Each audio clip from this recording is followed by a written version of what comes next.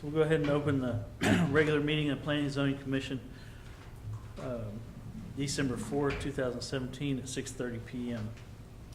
Let the record show all members are present. So moving on to item 2, we have the consent agenda for tonight. Item A, consideration possible action, approval of minutes and excused absence from November 20th regular meeting, and the approval of P&Z regular minutes from November 20th as well. Do I hear a motion for approval? Motion to approve the consent agenda. Second. Have a motion and a second. All in favor? Signify by raising your hand. Okay, good. Motion passes unanimously. Moving on to new business, item 3. It's my understanding item A has been pulled from this meeting's agenda. Is correct? Correct. That being the only item of new business. Item A. We'll move on to item 4, discussion items. That would be item A, commission discussion 2017 Thoroughfare Plan update. And if staff has a presentation. Commissioner will be very, very brief, but what we have before you is actually a update to the Thoroughfare Plan. This is a minor update that we're talking about, looking forward to a more major update in the future.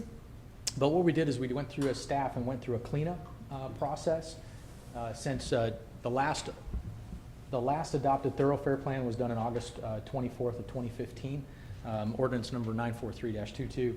What we've done since that time is that we've had our growth, we've had roads be built, and so we've taken the opportunity to take a look at this from a staff level, and also stating that it is a minor update, is we've taken those roads and properties where we just said we just want a road, access road in here to be defined when the development comes in. Those developments have happened, and so now we're taking and assigning what we deemed as a minor collector, a major collector, a thoroughfare plan, part of the major thoroughfare or arterials, and take a look at those and really then define the true alignment. So an example of this would be when you take a look at the development south of 518, you'll see that item number, for an example, item number 12 and 19, no, I'm sorry, should have brought the map up. When you take a look at the aspect on the development located in this area here, we changed a couple of things that have been to more of a minor collector because now the road is built. We just had a line in there that dead-ended and showed an example of what we want. So now we've basically codified that road, so that road exists, and we'll just change it. So we're doing that. The other one is that there was a connector over here off of Pearland Parkway where the Kroger development will eventually be built. That road is now put all the way through. So now we've added that to the Thoroughfare Plan as showing that as a minor collector all the way through. Those are the changes we've done. Taking a look at also a couple areas located down around the Savannah Lakes area. We had a plan on section item number 24. If you take a look at that one, that number 24 is Laurel Heights. To give an example, is Laurel Heights is a minor collector. However, in the development side, we just had that as a line drawn in. So now we've matched that to the road alignment as a minor collector, 60 foot wide. So those are the things that we've done on a staff level that can be done to update our Thoroughfare Plan. And so we're looking for a positive recommendation so we can go to council and get that adopted as the next ordinance for the Thoroughfare Plan, and then also as part of our comprehensive plan too. So that'll be put in place. So another item that we have is, for example, we've now been acquiring some of the road right-of-ways that we need, where we had Bailey Road as a major road, but we didn't have enough right-of-way. Well, Bailey Road is built now in the city limits, so now we're changing that to the item that it's not a dashed line, it is a solid line, solid blue line showing that that is a minor thoroughfare, and so we need to have that identified in our plan. So these are the changes that we made as roads have been built, constructed, and we've also been acquiring the right-of-way for future roads as well. Thank you. You bet. Any of the commissioners have any comments or questions on this item?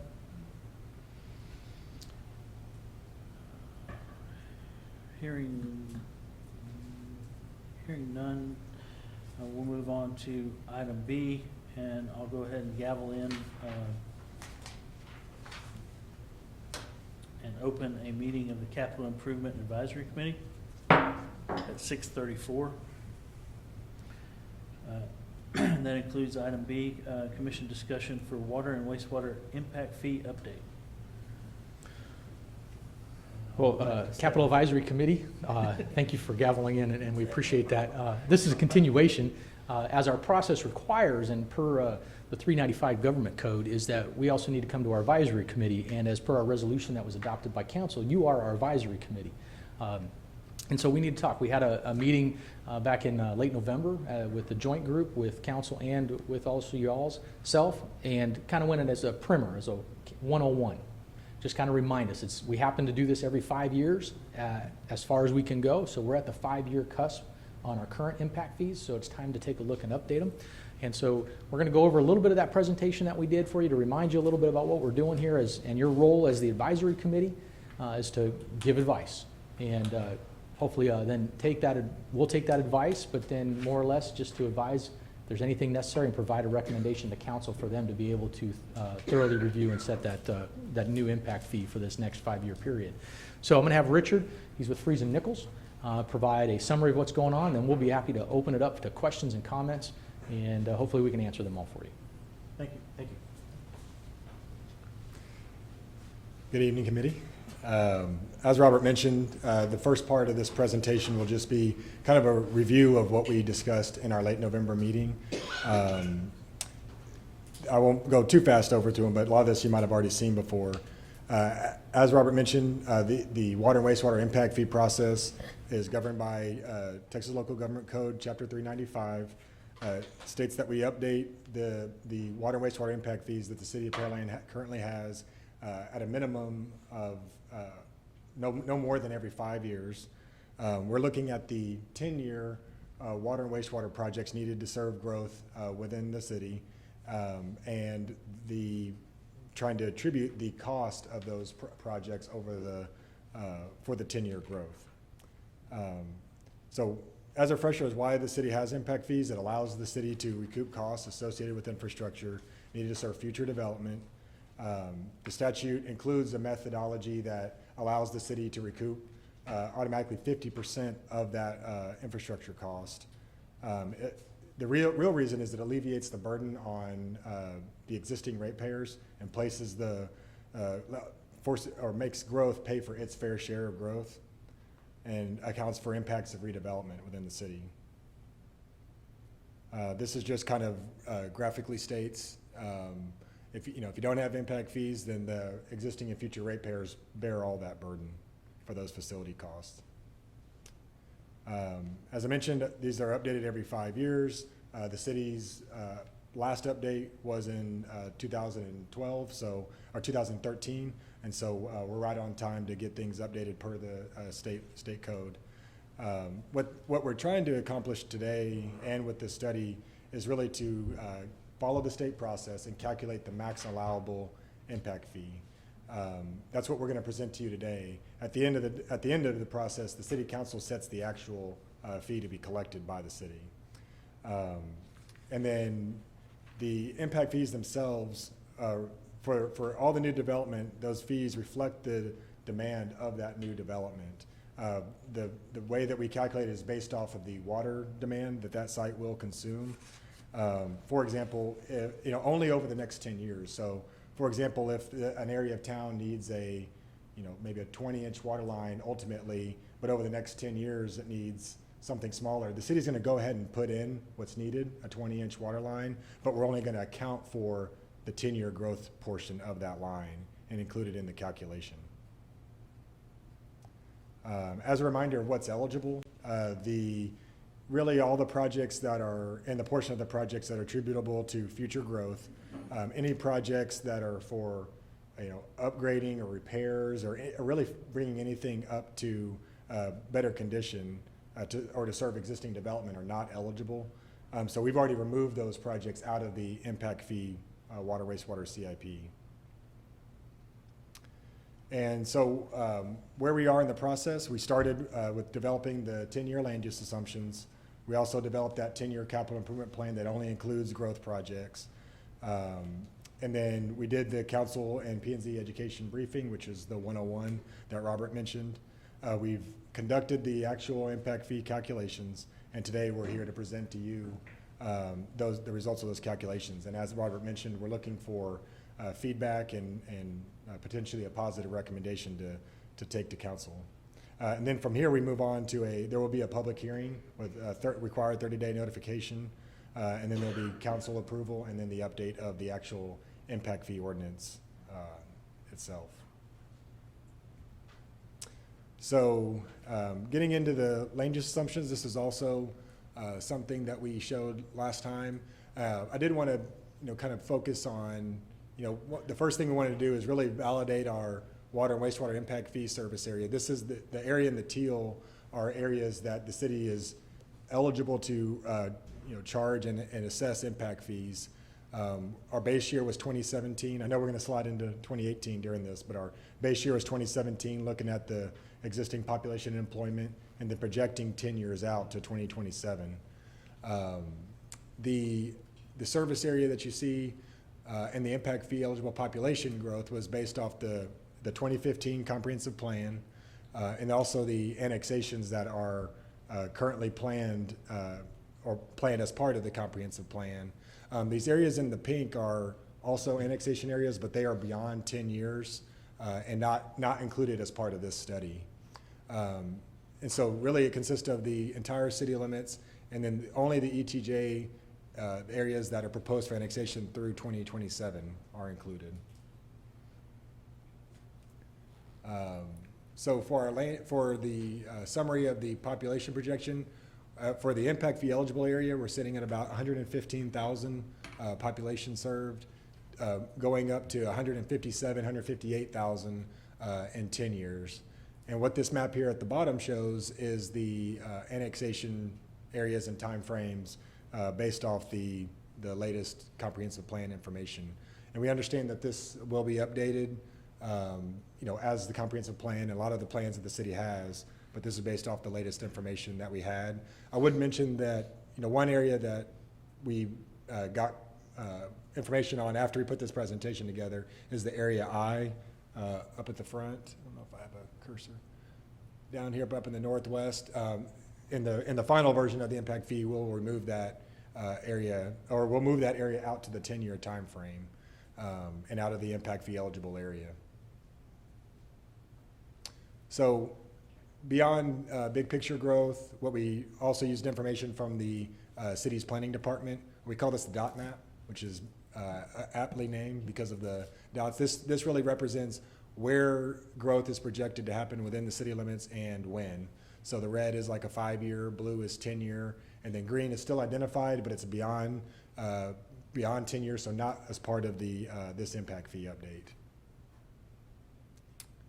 And what we want to do is in order to account for commercial, multifamily, and other uses, the single family users are easy. One single family connection equals one single family equivalent.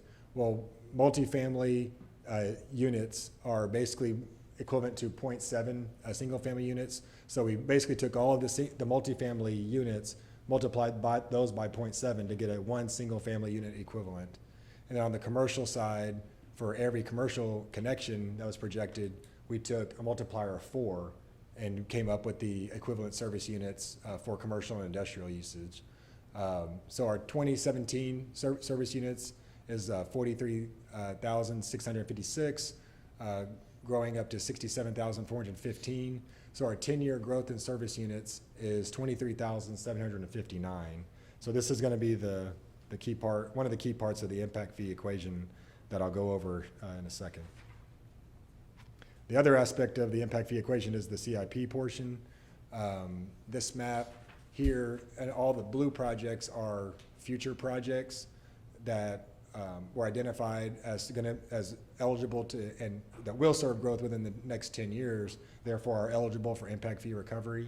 The projects in orange are existing projects either under design or under construction that are, or projects that have already been completed, but still have room for growth over the next 10 years. So even a recently constructed project, I mean, it hasn't started serving all the growth that it was planned for, and so we're trying to accommodate that in this equation. And so we went through each of these projects and calculated the percent utilized of each project over the next 10 years. So some of these projects may only be 50% utilized, some maybe 10%, but we went through and did utilizing the city's models to come up with how much they're going to be utilized. And then here on the wastewater side is the same thing. Orange being existing. Actually, this one we have green projects being shown as the future. And so again, the same thing with the percent utilized. And then we added all up the portion of the projects that are attributable to growth over the next 10 years. That portion on the wastewater side is $104 million. Now, the total cost of the projects is a lot more than that, but that's the portion that is attributable over the next 10 years. And so the important part of the impact fee equation, the eligible CIP cost, so I just showed you the water and the wastewater eligible CIP cost, divided by the growth in service units is the actual impact fee eligible to be charged per service unit. And so this is how the numbers play out using that equation. On the water side, 136 million, wastewater 104 million, like I just showed. You are allowed to recoup the finance and debt service as part of those projects over the next 10 years. So the total eligible cost, say example on the water, is about $170 million. Using the state code allows you to use a 50% method, so you just basically cut that number in half, and that's the total eligible cost divided by the growth in service units over the next 10 years, the 23,759. On the water side, that equates to a $3,588 impact fee. On the wastewater side, that was $2,729 for a total max allowable impact fee of $6,317. And so that's the number that the state mandated process is, allows the city to charge up to. And again, the council sets the actual rate, but the council is allowed to charge up to the full amount there in that number. As part of this process, we did want to show a comparison of where the max allowable impact fee was compared to some of the benchmark cities, as well as compared to the existing Pearland impact fee number. The current number is $4,875, so we're looking at about a $1,400 increase between what is currently in place and what's the maximum allowable. Part of the increase is simply due to inflation. I think projects cost more, and then also the city has a lot of big projects that are closer to coming to fruition, such as the city's surface water plant. There's a number of wastewater plants that are under construction or under design. A lot of those factors lead to a higher impact fee number. And then also on this graphic, we also added when some of these cities are, their next update to their impact fee. So some of these impact fee numbers are also 4 or 5 years old and about to be updated. So they will be logically going up if their council decides to increase theirs as well. So kind of wanted to give a little bit more of an indication that the future number of Pearland, and how it relates to existing numbers of other cities, but those could go up as well. And so how the impact fee is implemented and administered at the city, this is just a sampling of some of the most common land use types in Pearland. So you can see, the residential dwelling units, they're just, one service unit. So for each single family home that comes in, they'll pay the $6,300 if that is indeed the number that is set by council.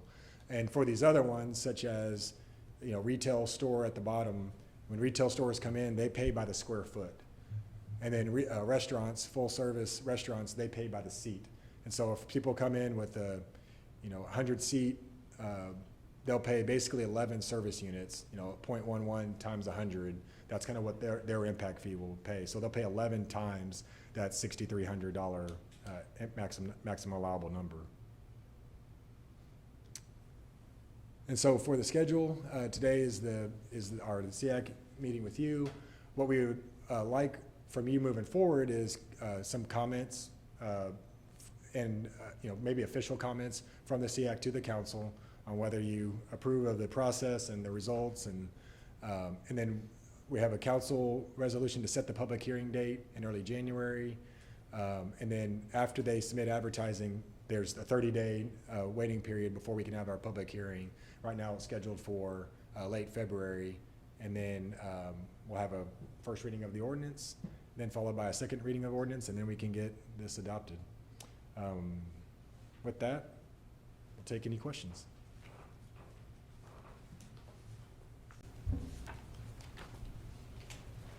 Start with you, Daryl. Mary? I think they did a good enough job that we pretty well understand it.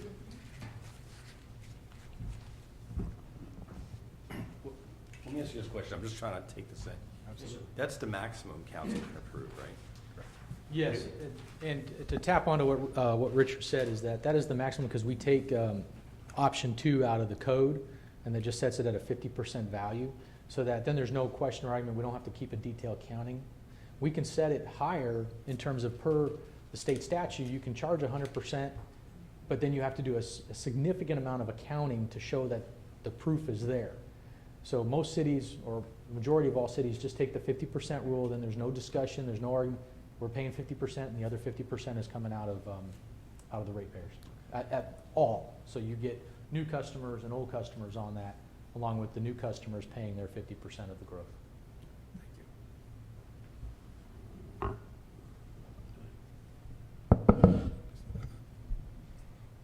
So we've had a lot of land recently annexed. None of them have water service, sewer service right now. What happens if the city runs water line down Bailey Road? People want to tap into the water system. They're paying $6,300 just to be able to tap into it. How does that work for residents that are already there trying to tap into the water service that has now been brought to them? Right. So that is correct. If the water line gets planted as part of the capital project, so if it's a project, we'll use the surface water plant. I know you used your example on Bailey.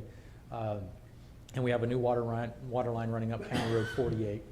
And if there is residents within the city, also you can take a look at providing water to those in the ETJ, as long as, if they're included in this calculation, then yes, they would have the fee associated with this for the impact fee, as well as their service tap requirements. Those are set by utility fees, but this would be on one as well. And that's the same for any development that comes on. So if we have a housing development show up, say Shadow Creek Ranch has more land to develop, for example, and they're going to develop that, all the developer will pay these same fees.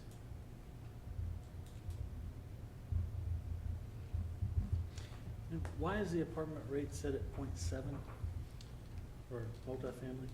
It's a smaller footprint and less water use, because it's an apartment complex versus single-family dwelling. So you're in a smaller area, so really you just have a factor that's been set. This has kind of been the norm for decades in terms of that, is they're about a 0.7. So you don't have as many bathrooms, you don't have all the individual land that you would take care of on that you would with that we would run through our domestic meter to irrigate your land.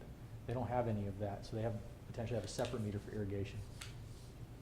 So the business of the apartment management or that is separate from each unit, so.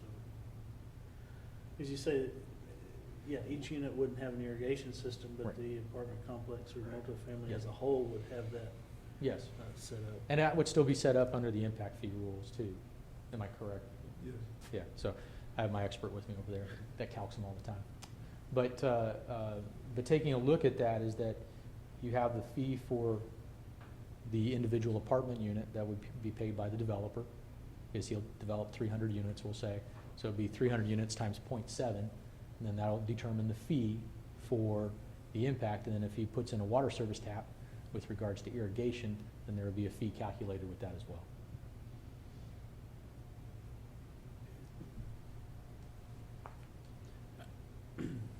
Just have one question. How did you guys arrive at the fee for the single-family residence? I mean, how did you calculate that? You mean the 6317? Yes.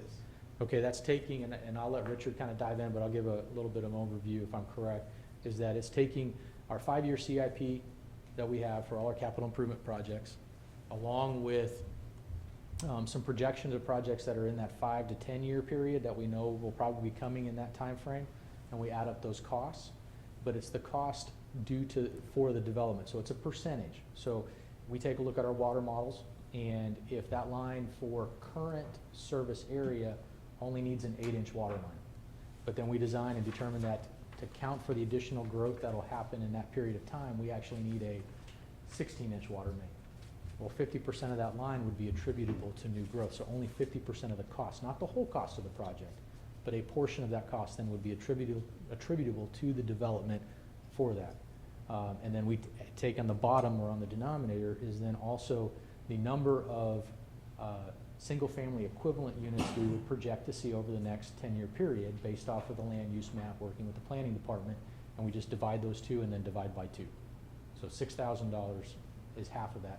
And always is the norm in the industry is a single-family house is a equivalent of 1.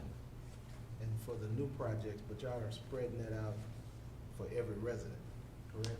All current residents that have already tapped in and have service, they've either already paid that fee or taken care of that. That's all done.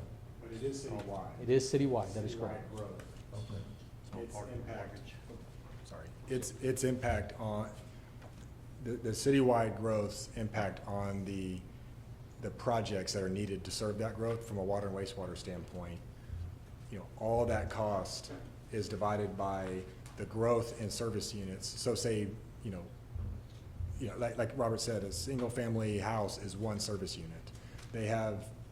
They basically just pay their impact of that cost. And even that cost is divided by 2 because we just use the 50% model to come up with that. So yeah, basically we take the full citywide cost and divide it by the full citywide growth in service units and come up with that number. That equals to $6,300 per unit. Okay, thanks. So how have we done in past years, the past 4-year periods, at estimating the growth and impact fees as far as estimated versus actuals? You mean in terms of how much revenue's been collected versus what was projected? I mean, we're constantly having growth. And so, Correct, but and these are project driven. We've been as well. through this process in previous years. Mhm. How well have we done over the past, say, 12 years of estimating the projects that are gonna come, setting the impact fee, and that impact fee actually representing 50% of the cost?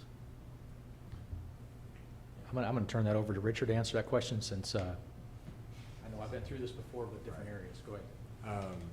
You know, I guess the growth has been probably, you know, more rapid than projected. But as far as the, you know, I think the revenue question is, The CIP process is following our 5-year CIP plan, because we have certain funding mechanisms. We have certain funding mechanisms that are in place that need to meet that, but we've also seen the same growth. I think sometimes we've seen our growth projections more than what we get counted for, but it's an ebb and flow. It's an up and down. And if I'm correct, we've been seeing when we have those high growth times, we actually did better, but it's kind of trying to normalize that when we do the rates. So when we're talking now in a 5-year, we're trying to look ahead, but if we see things change, 5 years is the maximum distance we can go. We can always do an impact fee adjustment at 2 years, or if we have an area that wants to come in that's was not considered as part of the impact fee area, we could readjust and redo the impact fee. I don't know, it kind of dances around your question a little bit, and I'm sorry for that, but I'd have to talk to Jay and the planning departments in terms of how is growth projected from 5 years ago to today. I don't have, that's an answer we need to get with staff. I think we can certainly see times where those numbers were, we thought we were gonna grow and we didn't. And then most of the times we grew a whole lot when we didn't think we were at a certain pace and we were behind the 8 ball on building infrastructure. Right, and one of the things with the impact fee, and I know Richard touched on a little bit, is that because it's done every 5 years at a maximum distance, is that we can go back and reassess to make sure the growth is happening, making sure the percentages are used correctly, because we go back and reevaluate every project and every service area that that project serves and determine if we need to adjust that percentage down, because there's only, we projected in 2012 that there would be 40% growth attributable to that particular line. And now 5 years later, we can say, well, we've evaluated that and there's only 10% left. You know, those type of things. And so then that project cost goes down in that particular area. But then we're bringing new projects online, like the surface water treatment plant, or new growth area with regards to Berry Rose and the JHEC service area down there at the environmental area. So those all play into it on the CIP. I guess my only comment is the impact fee is huge to businesses that are coming to Pearland, and we've heard comments from council and others that say, you know, Pearland is one of the hardest places to open a business in because of all the regulation and things hoops they have to jump. And then if you want to open a 100-person restaurant business here, you're going to cut a $60,000+ check to do so. That's huge. Or even a smaller business would still have to pay a pretty big check just to, you know, a small business opening up would have to do the same. Right. On a much smaller level, but even $6,000, that's something that is big. If we could crunch the numbers and come up with a smaller impact fee, if that was the case, you know, even a few $100s off of that would help. So I don't know how accurate that number is and how firm that 6,000 is, but just looking, everybody's growing. With Sugarland, I don't know what the number is there, but you compare us to like cities and it seems like we're on par. I just wanted to, there's one comment on the map of the apartment complexes that y'all have, figure 2.4. I think you missed one on Cullen at Brookside. Okay. Oh, you mean in terms of counting it as an apartment complex? Counting it as apartment complex, it's over 500, I believe, Okay. in there at Cullen and Brookside that's under construction now. We'll take a look at that. That's that, yeah, the one at Cullen and Brookside, or now McCard. Correct. Yeah. Okay. But I guess my only comment to be recorded is that, you know, it seems, I don't know. Well, I put this slide back up here just to try and answer your question, is that Sugarland doesn't really charge an impact fee. They charge a usage fee, and so it's different. It's not governed by 395, so they set theirs under the government code of 395. They set theirs differently. Everybody pays that no matter what. Right, that's correct. And they have their service units that follow along, comparable to ours in terms of equivalent family units, SFUEs. League City is looking theirs. They've actually contracted with Freeze and Nichols to look theirs updated and start that process, am I correct? Yeah. The interesting one on Manville, rates are set by the city council. So Manville put a hard rate on theirs, they said, at the time that they set it. And so their rate is actually potentially much higher, could be much higher, but they, as a council, said that they capped it at $3,000 a single family unit. What that does then, that transfers over a little bit where they have higher water rates, because the fees still need to be recouped. Friendswood's looking to re-update theirs, and then, like I said, Seabrook and Webster are coming in line in the next couple of years as well. They'll be starting to look at that as well. So we just happen to be in our group of comparable cities. We're kind of the first one right now. Yes, sir. Question, for those ETJ areas that are within the 5-year plan, are they gonna be charged at that same rate too? Let me get to the map. Those areas that currently are annexed, those are the ones that have been officially annexed. That'd be A, C, and L at this moment in time. Yes, when they come in, when that area comes in for a development, or when water and sewer are extended down in there and they need to connect to that, then yes, they would have that impact fee associated with that. That's the reason why this year we've included the ETJ as well, to take a look at that growth, so that if a development happens, and I'll use Massey Oaks as the example, the Massey Oaks tract, which is, we labeled as G, it was a portion of that. If that came in today, or if that came in down the road, then you would take a look at that. If it's not covered in our projected service area, then if it filed a potential plat, then they would be counted under the current impact fee, which they wouldn't have.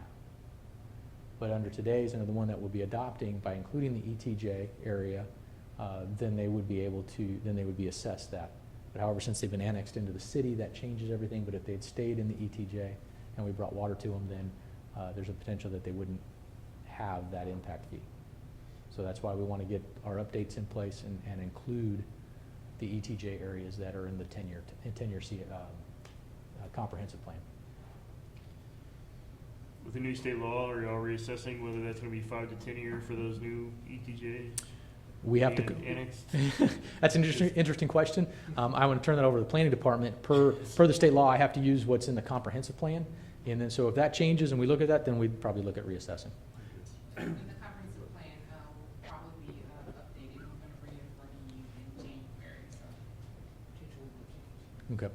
And just so I'm clear, if we put any water line in the city that goes by residents that are currently not serviced by water or sewer, such as McCart, that's going in, that's gonna go past a lot of residences that I would assume would wanna be connected to water and sewer. So they would pay the impact fee based on their usage, whether that's a business or a residence, at the $6,000 rate or whatever we set it at, plus a connection fee from. That's correct. there. So a resident could be looking at $10,000 to hook into the city water and sewer. Well, we have 6,300 if council adopts that rate, and then I'm not sure what a tap fee is right now off the top of my head, but it would be including of that Plus the construction. of the tap fee and then the construction. Yes. Because y'all aren't gonna go do city people, Right. send city people out there to go hook their house up. I'm sorry. What was it? I did not hear. Hire They'd a have to pay the contractor fee to plus the come out cost and of it. connect it. So that could be a fairly. It's gonna be $12,000 to $15,000. Contractor and everything. I think I may out. I'd keep my my well. at that point. Well, and the aspect is, I believe per our ordinances, and I have to double check on that, is that it's at the time that they decide to come forward if it's a single lot and connect in at that time. Am I correct on that? I'd have to review that. I'd have to review. I thought it was if there's any changes on their property, that they'd have to connect if it's within a certain distance of the line. However, if they don't have any changes to the development, I don't think that we charge them any additional fees. So typically, when that would happen would be if their septic tank for some reason went out, then instead of letting them pay $12,000 for a contractor to get a new septic tank, we'd have them come on in and tap onto our line. Similarly with water, instead of drilling a new well, if they needed a new well for some reason, instead we'd have them connect to the city. But, you know, if you're talking $12,000, whether they pay $12,000 for a new septic tank or $12,000 to pay the impact fees, that's where it goes. And then I believe they get credit for a certain portion of the development that's already there. So if they already had a house and they're only adding square footage to the house, and I might have that wrong, but I'd have to defer to Matt as our impact fee expert. We give them the credit for what's already existing, and it's only for the new. One just comes with a monthly fee at the end of it, and the other one doesn't. But I So- guess the takeaway is this fee impacts not only new residents, but existing residents as well. It is. Well, if you don't charge it, it absolutely affects the existing residents, because as you go to the, I'm gonna guess the second or the third chart, if the new development isn't paying for it, then all the existing residents are paying for it. Correct. And it does, but there's kind of a quandary on that, is that legal counsel has also determined per the codes is that it's also based on time of plat. So when you plat yours, if you platted your property in 2008, then you'd be under the impact fees associated with 2008. So whether you change in that commercial business that was a retail to a restaurant, then you get credit for the retail, and you would pay the restaurant fee at the time of that plat of 2008, for an example. You wouldn't come subject to the new fee. So this is new development that's happening during the time of this 5-year adoption period. So that's why we run about 5 or 6 different impact fee charts since we started adopting those back in the 90s, if I remember correct, mid-90s.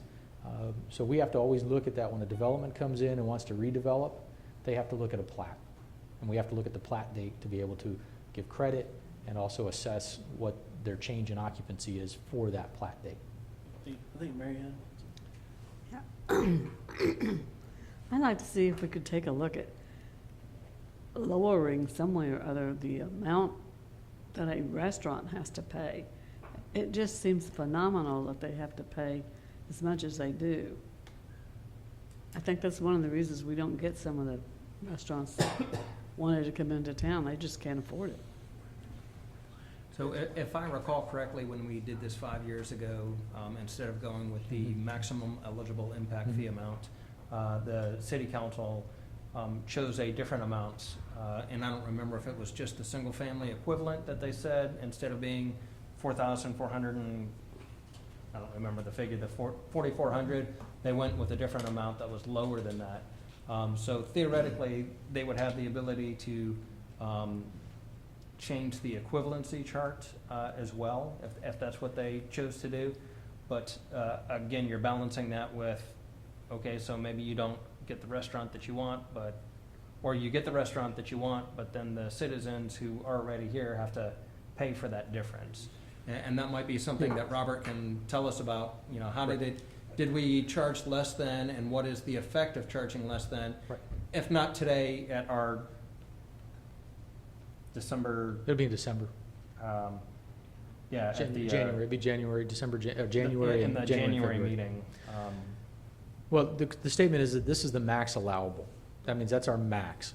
When we get before council and present it to council, council has the ability to change, just like I gave the example with Manville. They can change it, but whatever you do also impacts the next step, which would be the ratepayers as a whole across the entire city. So you can say, yes, it's $6,300 and $6,317, but council lowers it, then the makeup has to come from somewhere else. And so then that looks across your rates a whole, from residential to commercial. So there is a fine line, as you mentioned, as Lawrence stated too, there's a fine line that has to be done as you talk about it and vet it out.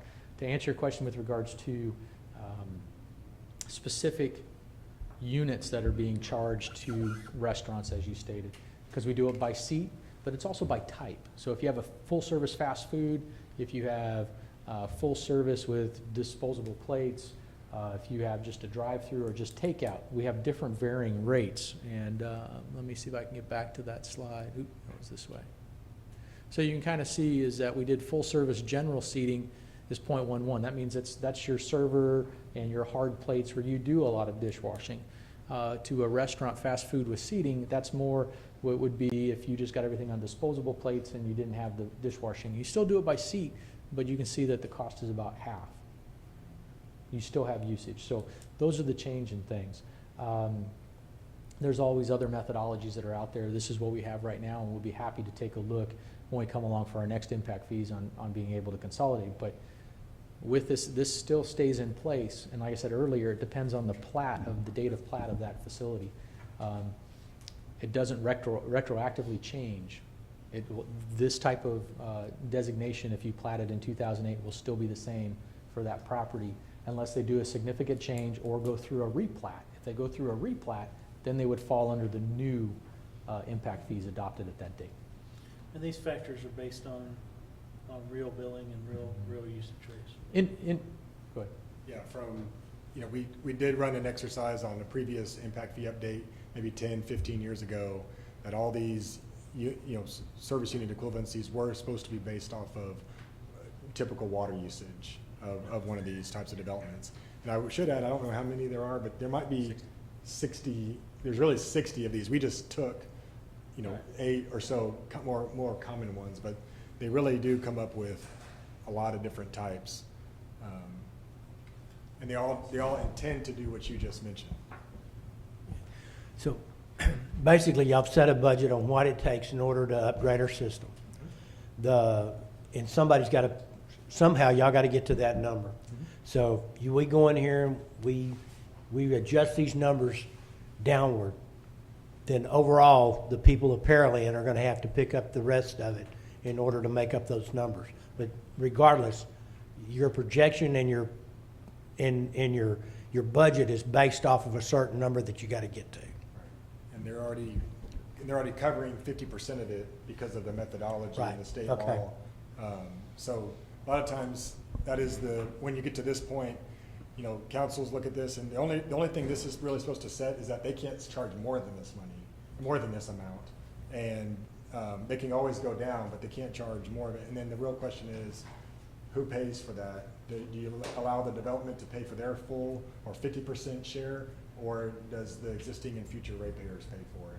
Because you're right, the cost is pretty fixed. If you want the growth to happen as projected, according to your comp plan, that's how much it costs to do.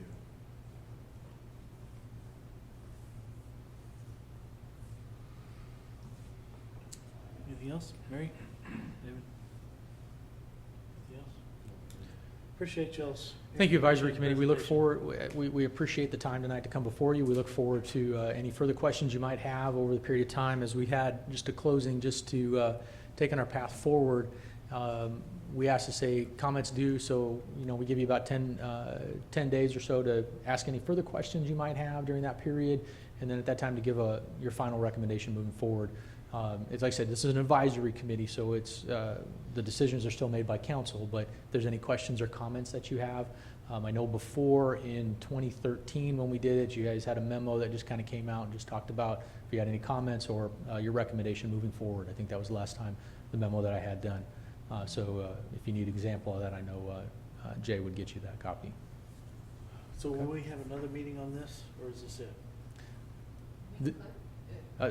This is it. This is it. We've given you all the documentation. We do have the full report, which also includes a lot of backup data from the CIP to project-specific cost analysis. But when we gave you the report of about 35, 40 pages, that summarizes all that data in the background. It give you a little paperweight. So please take some time, take a look at that. If you have any questions, we're free to answer those questions. And other than that, we'd be looking to go to council to set a resolution for public hearings, the first meeting in January, and then proceeding forward after that 30-day period to start doing the public hearing and hitting basically end of February will be the first public hearing goal, and then mid-March for the second public hearing. So hearing that, we've had some comments tonight. Do we do a vote on a recommendation tonight? Tonight, it's only posted as a discussion item, not an action item. So I think the best thing that Robert can do is provide Jay with a letter that she can circulate to you, and then if you have any comments, just relay those back to Jay or Robert, and they will incorporate your comments in their report to council when they present the resolution in January. If that's agreeable with That's everybody fine. here. I've worked for other cities that have done impact fees. Richard's been a part of many cities that have done them here. Is that sometimes, as a summary, as a group, you have a recommendation moving forward. There's been cities that individuals have taken the time and written their own recommendation letter, if I'm correct. It goes from there, but preferably it would be better if it was just one unified letter from you all, one unified recommendation. However that is, if you have comments underneath too, you're more than welcome to put those comments in there as well for consideration by council. Okay. Jay, do we have an additional P&Z meeting where we can have these CIAC review? Okay. If you guys were to send me your comments, and I can put that draft letter together, draft memo together, and we can discuss it at our December 18th meeting. So we'll incorporate it as an action item for that night. Yeah, that'll be fine. It's not required, but we'll be happy to satisfy, answer those questions for you. Absolutely. Not required by law. Okay. I appreciate it. Thank you all. Thank you all. So I'll go ahead and gavel closed the Capital Improvement Advisory Committee at 7:19. We'll continue with our planning and zoning normal meeting. Item Item C, Commissioners' Activity Report. Anyone wish to report any activity? I have it on good advice that we may have a visitor at our next P&Z meeting, so. I've been asked, I missed one meeting last year, and that was when this That was person, it. that's when Santa did show up to the P and Z meeting. I don't know if it's true or not, but I mean, I've heard he shows up at the last meeting of the year. I'm just saying that. You still fit in That's wrong. Anyone else with any activity to report? Okay, hearing none, we'll move on to item D. Next regular P and Z meeting, as discussed, December 18th, 2017. Let staff know as soon as possible if you can't attend. Any other comments? Anyone else? Hearing no further comments or items, I'll move to item V, adjourn at 7:20. That's not make a difference.